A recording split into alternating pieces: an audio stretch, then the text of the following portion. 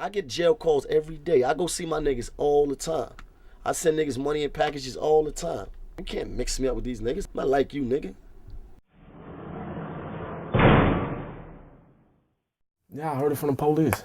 I called the house, and the police answered the phone. And that's how I knew that my house had been raided. They raided the house. They answered the phone. They told me, I said, who is this? They said, it's your father, you cocksucker, and hung up the phone on me. When I got arrested, I knew that I was gonna be gone for a minute. I just felt it. I knew it. The day that I just knew it. I didn't just come out my house and just when they did this. I've never done that crime before, but I've done plenty crimes like it. A lot of gunplay. A lot of gunplay. I've done things like that to make us feel, to make us feel comfortable to even do that. You understand what I'm saying? Like, the person doesn't kidnap his connect. Like that, it doesn't happen. Like, obviously you're teetering around some type of time up situations. We already taking things and doing things in that nature. What the objective was take the connect that we already known and was dealing with already, take him and ransom him off to his people for a couple of bricks and some money. That was the plan. When we first thought about it, I thought it was the most brilliant thing in the world. But we didn't really know what we were doing. You know what I mean? And phone calls were too long, and you know, they put this thing on the phone, they traced it back, and they came for us. They locked the whole household up, though. You know that? No, they locked everybody up. Mommy, stepdaddy, everybody. I was the only one home for months by myself. I wound up getting 5 to 15 years for it. I figured it would be much longer, though, from how the whole scenario went down. I got with the program so quick. It was like maybe I was built for jail. Special housing unit. I'm what they dudes like me, they call like an asshole.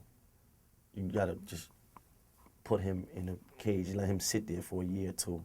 He's not right. Southport, 23 hours a day, 3 showers a week. Every time I come out my cell, I'm handcuffed.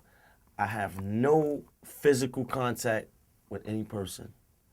Visits, caged off, no phone calls, only letters, no property, no nothing.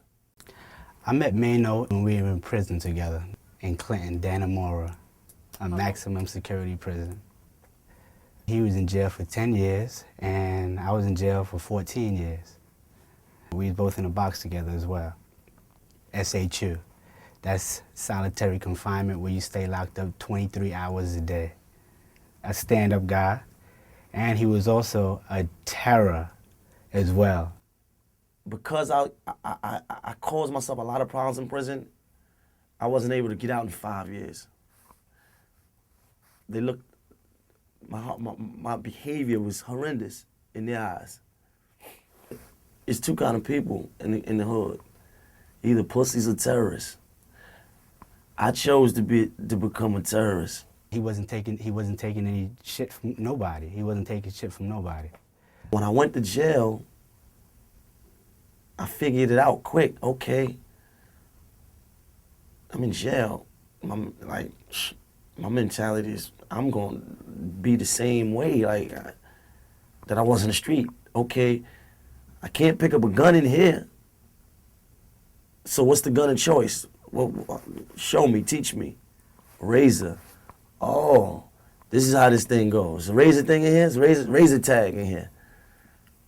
And I got with that immediately.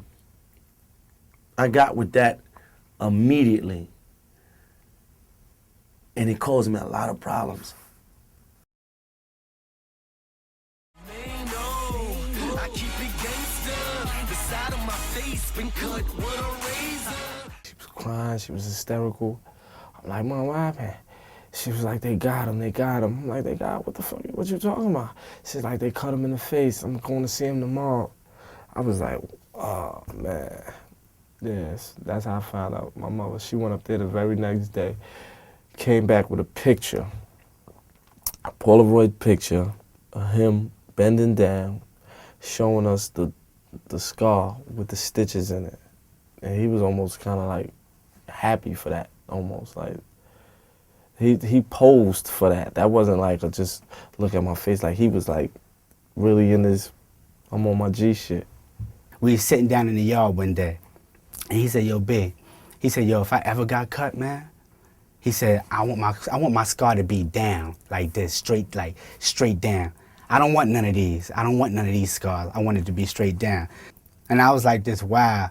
And I said, well, if it happened, I hope it's straight down too. One of the people that I had cut in another jail, Kasaki, he cut me back in Comstock a couple of years down the line.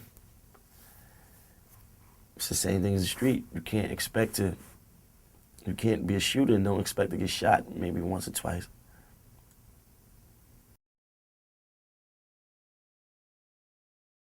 He put me in a position to be able to be inspiration for so many people.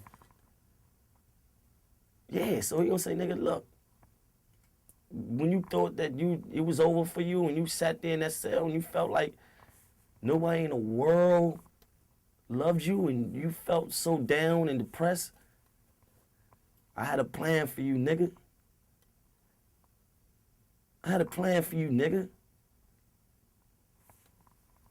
And here it go.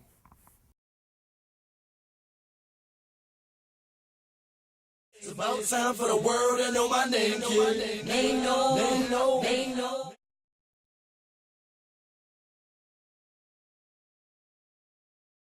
Oh shit, how you like that, Nick? Classic.